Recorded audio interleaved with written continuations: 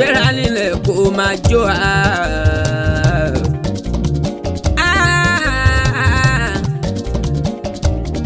Adéfá gbéra nílẹ̀ kó máa jó.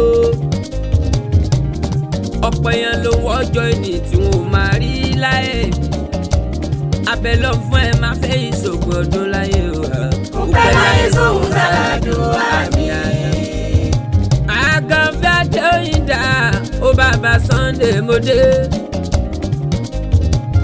Mákọ́ lórí ṣe mí. Lórí Adéfá náà ni ìwà lẹ̀sìn my father o. Bá mi ló sọdún Ifá ọ̀kọ̀ràn sóde o. Kó má ṣe já ṣe mọ́ ṣóun làdúrà gbogbo à.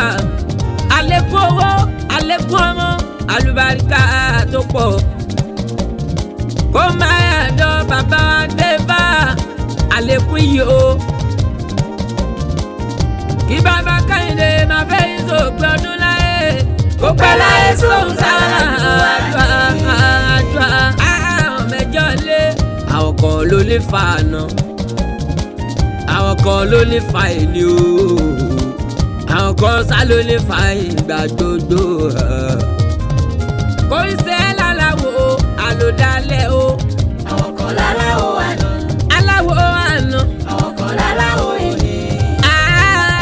Àwọn kan láláwo èlé. Oyin lọmọ fújì o. Orí kò Ṣé láláwo àlòdálẹ̀ o. Ifá ti gbé látètè o. Ọmọ ẹjọ́ lé ó dorí ẹṣin. Oyin ọ̀pẹ ti gbé látètè o. Ó dorí ẹṣin. Owó bàbá Adégbọlá o. Ìwà làwọn ti dá láṣẹ là nínú onífá o. Àwọn kan láláwo àná. Àwọn kan láláwo àná. Àwọn kan láláwo èlé. Oyin lọmọ fújì àwọn kan ní ti jẹta ti jẹ lórí ọmọ bàbá Sunday Adéfá. Ṣé láláwo? Oríire bàbá òyìn 26 October o làbàbọ̀ fà ọ̀kọ̀rọ̀ sóde o 27 October o lọ́jọ́dún o tá má gbàlejò àwọn èèyàn ńlá o.